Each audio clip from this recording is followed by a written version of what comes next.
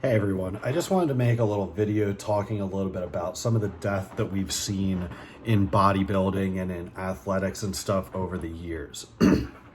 Now, we've seen, rest in peace, we've seen Sean Roden has now passed away. We've seen over this last year, John Meadows passed away. We've seen over the past couple of years, we saw Rich Piana, we saw Dallas McCarver.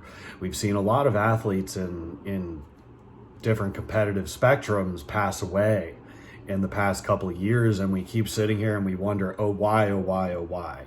Now, I want people to understand competitive bodybuilding, competitive powerlifting, competitive athletics are not always necessarily health-based.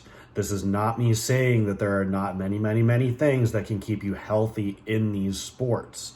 What I want everyone to understand is that sport and athletics in itself is competitive. It is taking things to the extremes. We see this also in marathons where we see people die in the last mile of a marathon because it's an extreme event. We see this in Ironman races and stuff, and all these extreme events in displays of strength, displays of physique, displays of performance. Even if you look in football and boxing, in our professional athletes, we see death, we see long-term brain damage, we see long-term physical damage.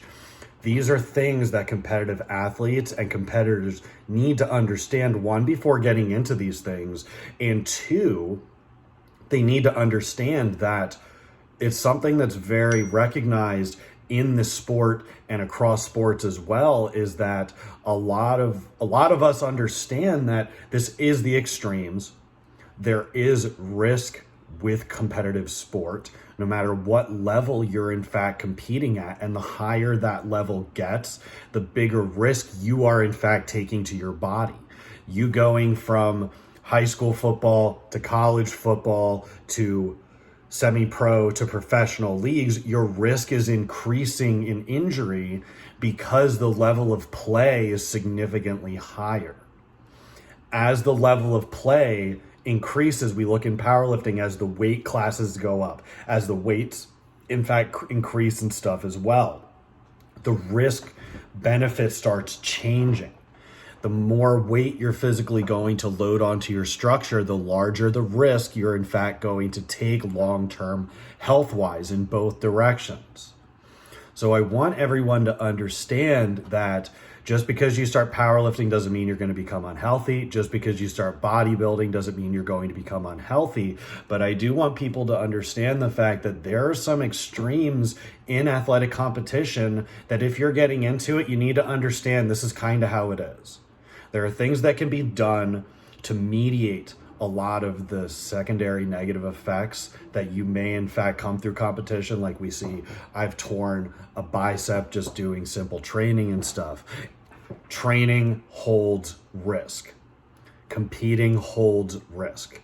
Now, I'm not saying that everyone's doing everything as healthy the way as possible. There are better ways, and I think we can learn going into the future in powerlifting and bodybuilding and competitive athletics.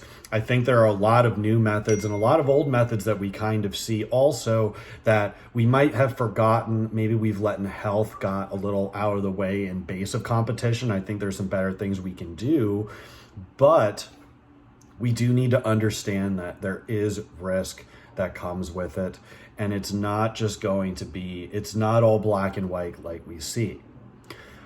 What general population, what you need to physically be. So if you just need to be able to play with your kids and you want to look decent, you want to look good naked and different things, there's a certain level of risk that comes with your training. If you want to squat 600 pounds, if you want to squat 700 pounds, the level of risk is going to change. If you want to compete in the Olympics, your level of risk in competition and training is going to change. There are different requirements. So we need to understand as coaches and as people and as athletes that we do live at the extremes when it comes to competition, and we cannot always compare what elite athletes are doing or what they need to do to what your general population may be experiencing. The levels are just different, okay?